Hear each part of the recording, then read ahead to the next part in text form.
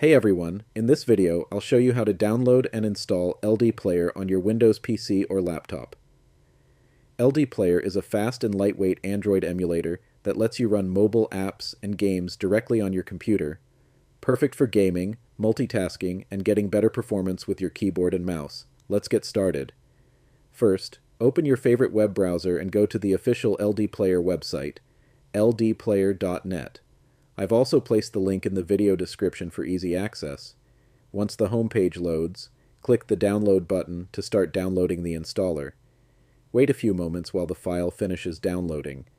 When the download is complete, open your Downloads folder and double-click the installer file. If Windows asks for permission to make changes, click Yes. The setup window will appear. Click Overwrite Install to begin the installation. Then wait for the process to complete. It will take a few moments. Once the installation is finished, LDPlayer will launch automatically. The emulator will take a little time to set up on the first launch. After that, you'll see the main interface where you can access the LD Store or Google Play Store to download and install any Android apps or games you want. And that's it. You've successfully downloaded and installed LDPlayer on your Windows PC. If this tutorial helped you out, make sure to like, subscribe, and let me know in the comments what tutorial you'd like to see next.